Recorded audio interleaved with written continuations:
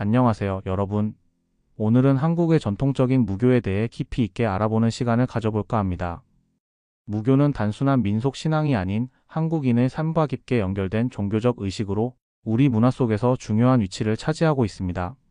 함께 무교의 역사와 의미를 살펴보며 그 깊이를 느껴보세요. 한국의 무교는 한국 고유의 전통적인 신앙 체계로 이를 지칭하는 다양한 명칭들은 시대적, 사회적, 학문적 맥락에 따라 변화하고 발전해 왔습니다. 각각의 명칭은 무교의 다양한 측면을 반영하며 때로는 긍정적이고 존중의 의미를, 때로는 부정적이고 천시되는 의미를 내포하기도 했습니다. 무교는 한국 무속신앙을 종교적 관점에서 체계적으로 이해하려는 시도에서 사용되는 명칭입니다. 무속을 단순히 민속적 관습이나 미신으로 치부하는 것이 아니라 신앙적 가치와 철학적 깊이를 인정하려는 의도가 담겨 있습니다. 특히 학문적 연구에서 무속을 동등한 종교 현상으로 바라보는 노력이 깃들어 있습니다. 무속은 무속신앙의 관습적, 민속적 측면을 강조하는 표현으로 종교적 체계보다는 전통적인 민속 행위를 가리키는 경향이 강합니다. 조선 후기 이후 유교 중심의 사회에서 무속은 비합리적이고 미신적인 것으로 간주되어 탄압받는 경우가 많았습니다.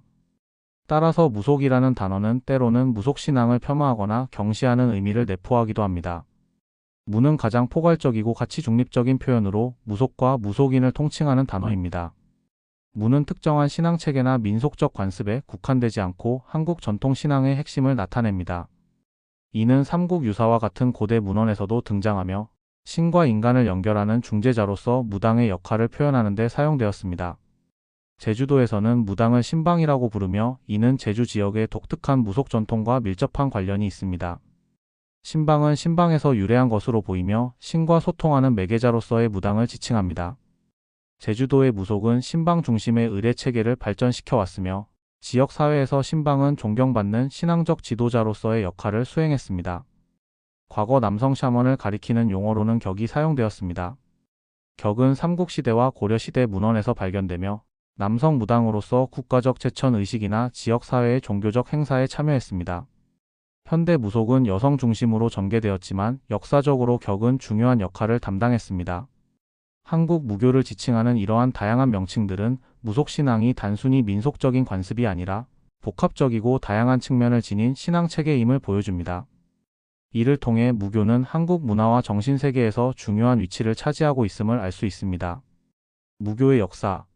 무교는 한국의 전통적인 민속신앙으로 인류의 원시 종교에서 비롯된 샤머니즘, 애니미즘, 토테미즘의 특성을 기반으로 형성된 종교입니다. 한민족의 삶과 함께 오랜 역사를 걸쳐 발전해온 만큼 그 기원과 발전 과정을 정확히 특정하기는 어렵습니다. 그러나 무교는 고조선 시대 이전의 선사시대까지 거슬러 올라가는 것으로 추정되며 이는 시베리아 퉁구스족의 샤머니즘적 관습과 연관이 깊습니다.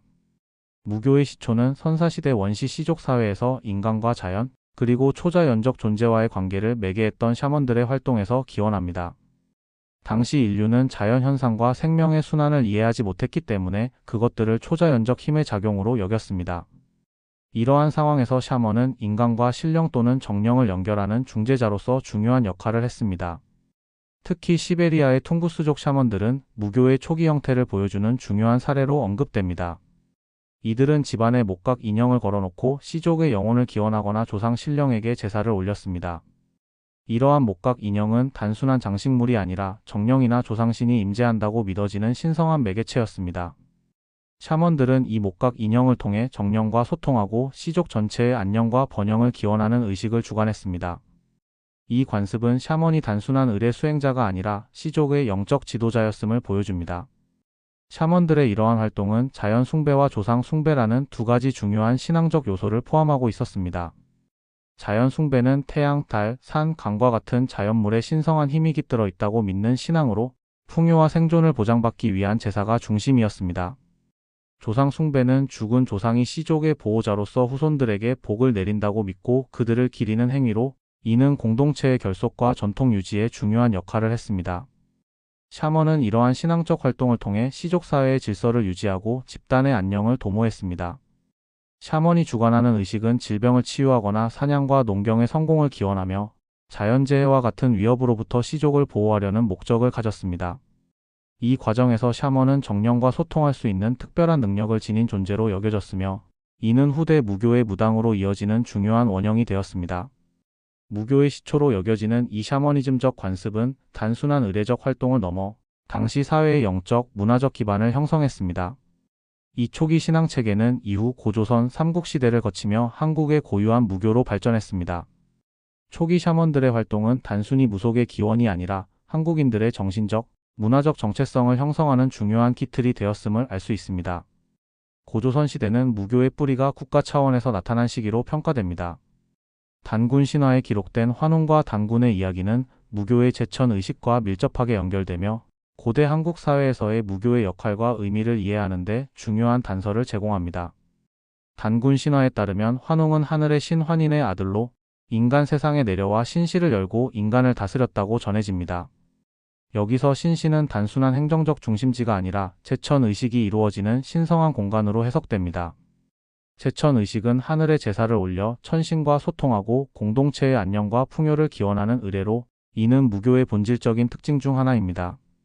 환웅은 인간 세상에 내려온 이후 농업, 의학, 법률 등 인간 생활의 여러 측면을 가르쳤으며, 이는 단순한 통치자의 역할을 넘어 샤먼적 지도자로서의 면모를 보여줍니다.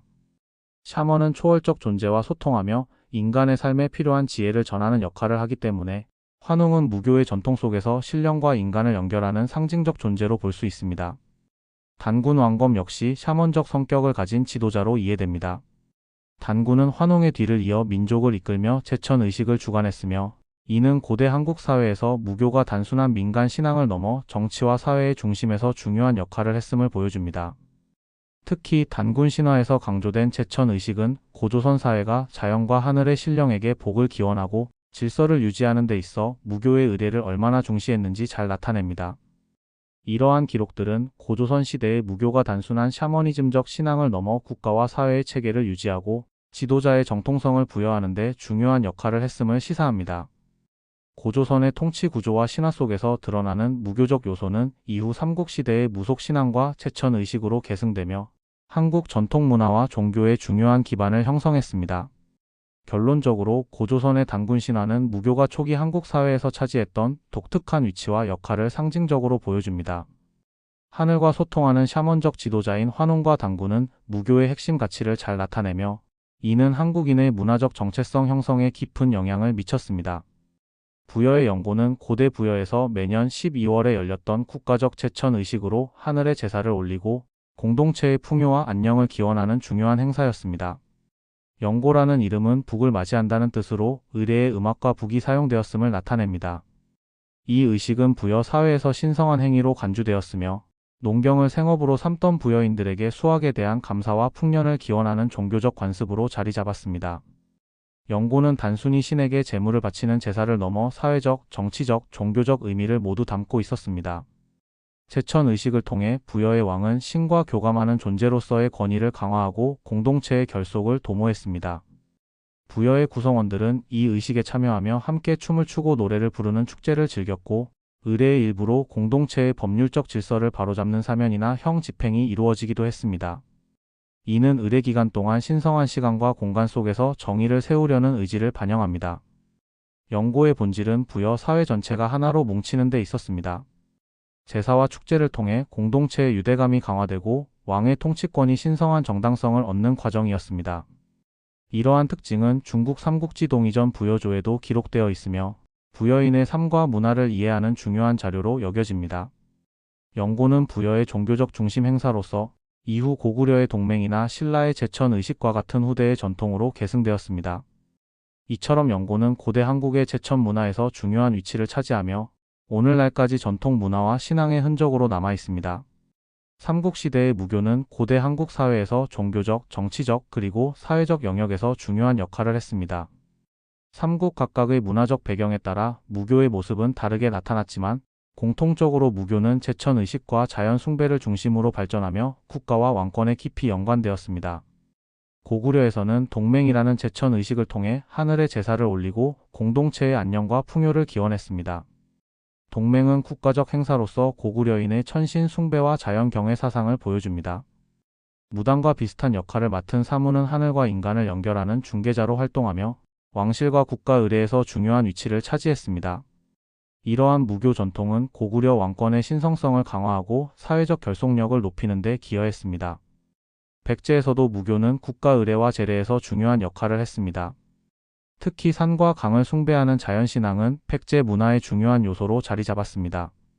백제는 불교가 국교로 채택된 이후에도 무교적 전통을 유지하며 불교와 융합된 형태로 발전했습니다. 이는 무교가 다른 종교와의 융합을 통해 지속적인 생명력을 가진 유연한 종교적 전통임을 보여줍니다. 신라에서는 무교가 초기 왕권 강화와 밀접하게 연관되었습니다. 신라 초기 왕들은 샤먼적 성격을 띠며 하늘과 소통하는 존재로 인식되었습니다. 신라의 제천 의식으로는 농신제와 산천제가 있었으며 이는 자연 숭배와 풍요 기원의 전통을 반영합니다. 또한 신라 후기에는 처용무와 같은 무교적 의례가 등장하며 개인적 차원의 국가 신앙 행위도 발전했습니다.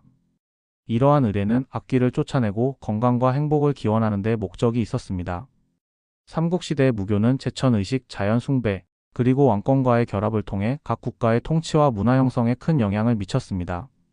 무교는 삼국시대의 중요한 종교적 전통으로 한국의 민속 신앙과 문화의 근간을 이루는 데 기여했으며 이후 고려와 조선시대로 이어져 한국 전통 신앙의 주요 요소로 남게 되었습니다. 고려시대의 무속은 왕실과 국가 차원에서 중요한 역할을 했습니다. 특히 왕실은 무속을 공적인 제천 의식에 포함시키며 국가의 안녕과 번영을 기원했습니다. 그중 하나가 기우제였습니다. 기우제는 가뭄이 들었을 때 비를 내리게 해달라고 기원하는 의식으로 무속인들인 무당이나 샤먼들이 의식을 집행했습니다.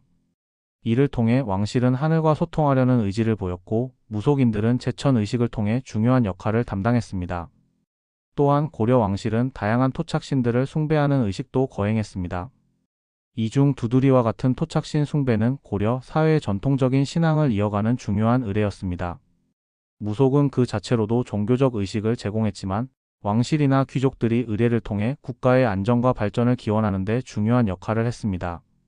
그러나 무속인의 영향력이 점차 커지면서 조정 내에서는 이를 견제하려는 움직임이 있었습니다. 무속인들이 왕실의 예언을 듣고 왕의 결정을 유도하는 경우도 있었고 일부 무속인들은 정치적 세력으로 성장하기도 했습니다. 이에 대한 우려가 커지자 조정에서는 무속인들의 세력을 통제하려는 노력이 있었습니다. 예를 들어 고려사에 기록된 바에 따르면 무속인의 권력이 지나치게 커지자 이를 억제하기 위한 정책이 시행되었고 왕실의 권력을 강화하려는 시도들이 있었습니다. 이렇게 고려시대의 무속은 국가와 왕실의 종교적, 정치적 기능을 동시에 수행했으나 그 영향력이 과도해지면서 갈등의 원인도 되었습니다. 그럼에도 불구하고 무속은 여전히 고려 사회에서 중요한 부분을 차지했으며 그 영향력은 후에 다른 왕조들로도 이어졌습니다. 조선은 유교를 국가 이념으로 삼고 이를 중심으로 정치, 사회, 문화 모든 분야에서 유교적 가치와 질서를 강화하려 했습니다.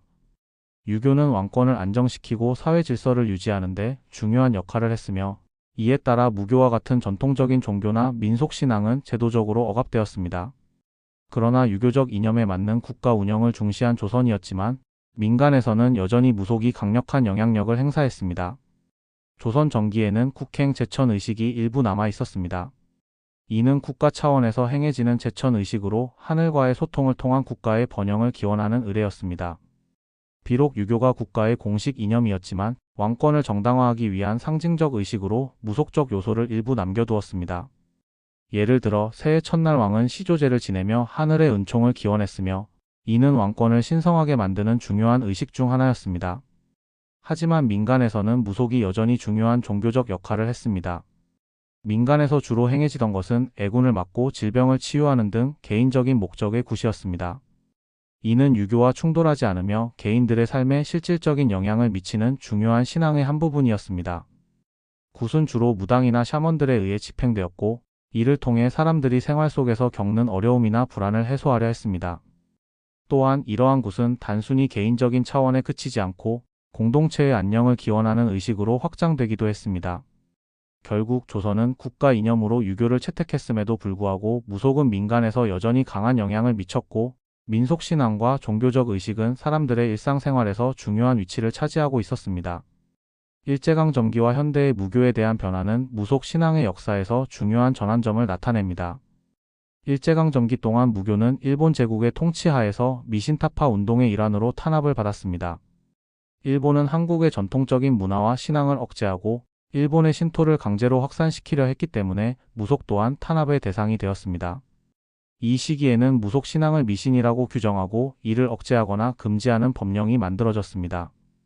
이에 따라 많은 무당들이 활동을 제한받았고 전통적인 의식과 의례가 공개적으로 행해지기 어려운 상황에 놓이게 되었습니다. 그럼에도 불구하고 일제강점기에는 무속 신앙의 명칭이 처음으로 정립되는 중요한 변화가 일어났습니다.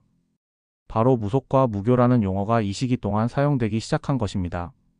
이러한 명칭의 정립은 무속이 단순한 민속적 행위가 아니라 하나의 종교로서의 정체성을 확립하는 중요한 계기가 되었습니다. 무교라는 명칭은 종교학적 관점에서 무속 신앙을 바라보는 시도를 담고 있으며 이는 후에 무속 신앙이 현대에 이르기까지 하나의 종교적 정체성을 확립하는 데 기여했습니다. 일제강점기의 탄압과 억제에도 불구하고 무교는 현대에 들어서면서 재평가의 과정을 겪었습니다. 20세기 후반부터 무속은 전통 문화의 일부로서 재조명되었으며 이는 다양한 연구와 학문적 탐구를 통해 이루어졌습니다. 현재 무속은 단순히 과거의 미신적 행위가 아니라 한국의 전통적인 신앙과 문화의 중요한 요소로 인식되고 있습니다. 한국무속학회와 같은 연구단체들은 무속 신앙을 학문적으로 탐구하며 그 의미와 가치를 재조명하고 있습니다. 무속은 이제 단지 민간 신앙의 일부로 그치는 것이 아니라 한국의 문화유산과 전통 종교로서 깊이 있는 연구가 이루어지고 있습니다. 또한 무속의 전통과 의식들을 보존하기 위한 노력도 활발히 진행되고 있습니다. 이는 무속이 단순히 역사적인 신앙의 한 형태로만 남지 않도록 현대 사회 속에서도 그 가치를 인정받고 보존되도록 하는 중요한 노력입니다. 따라서 무교는 이제 한국의 전통 문화와 종교로서 중요한 위치를 차지하며 학문적 연구와 문화보존 활동을 통해 그 존재감을 확립하고 있습니다. 무교의 특징과 융합.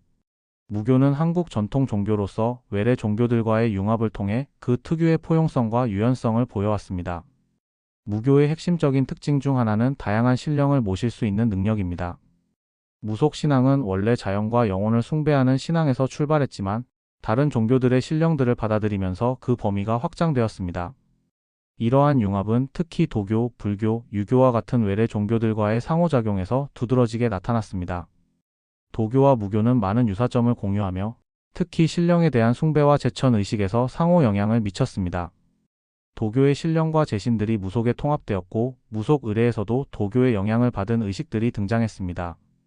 예를 들어 도교의 신령인 동방의 문을 여는 신인 동방신과 같은 존재가 무교의 신령으로 받아들여졌으며 무속에서 행해지는 굿에서는 도교의 신령들을 기리거나 도교의 재래 의식에서 영향을 받은 요소들이 포함되었습니다. 불교와 무교의 융합도 중요한 역사적 맥락을 지닙니다. 불교의 신령과 그들의 제자들이 무속의 신령으로 흡수되었으며 불교에서 중요시하는 의식이나 재래가 무속 의식에 영향을 미쳤습니다. 예를 들어 불교의 보살들이나 제석천 같은 신들이 무속 신령의 하나로 숭배되었고 불교적 경향이 강한 제천 의식들이 무속의 의례 속에 녹아들었습니다. 무속 신앙에서는 불교적인 기원이나 재래 의식을 통해 영적인 구원이나 축복을 기원하는 모습이 나타났습니다. 유교는 특히 조선시대의 국가 이념으로 자리 잡으면서 무교와의 관계가 복잡해졌습니다. 유교의 제사 문화와 무속의 제천 의식이 교차하면서 유교의 조상 숭배 의식과 무속의 신령 숭배가 융합되기도 했습니다. 유교의 조상 숭배 의식은 무속의 굿 의식과 결합되어 민속 신앙 속에서 상호 보완적인 역할을 했습니다. 또한 무교의 무당들은 종종 유교적 가치관과 결합하여 사회적 의례와 정치적 의미를 부여하는 역할을 했습니다. 현대에는 예수나 잔다르크와 같은 서양 인물들이 드물게 무신으로 숭배되는 사례도 나타났습니다.